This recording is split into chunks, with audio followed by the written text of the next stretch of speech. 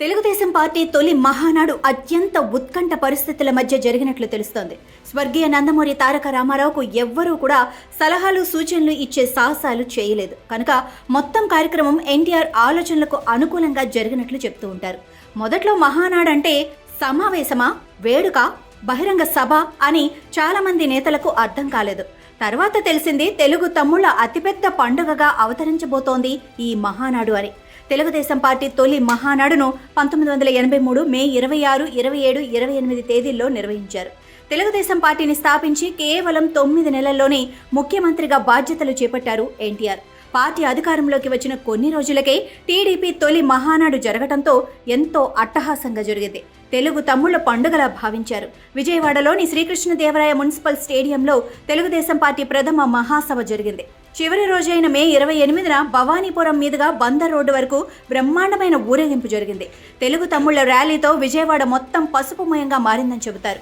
అదే రోజు సాయంత్రం శాతవాహన్ నగర్లోని సిద్ధార్థ మెడికల్ కాలేజీ ఎదురుగా భారీ బహిరంగ సభ నిర్వహించారు అప్పటి ముఖ్యమంత్రి ఎన్టీ రామారావు. తెలుగుదేశం పార్టీ ప్రథమ మహాసభలు అప్పట్లో దేశంలో చర్చనీయాంశంగా మారాయి.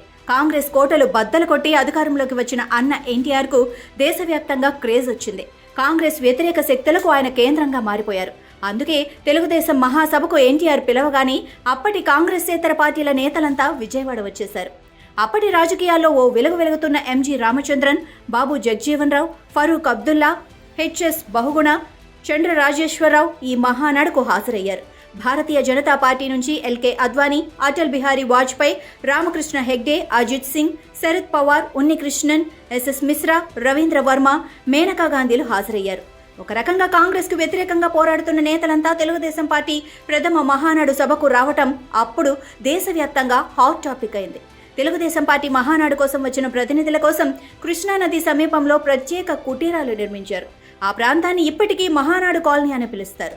ఇక మహానాడుకు వచ్చిన జాతీయ నేతల కోసం ప్రత్యేక ఏర్పాట్లు చేశారు. టీడీపీ మహానాడులో ఏర్పాటు చేసిన సాంస్కృతిక ప్రదర్శనలు ఆకట్టుకున్నాయి. అప్పటి ప్రముఖ సినీ కళాకారులు వినోద కార్యక్రమాలతో అలరించారు.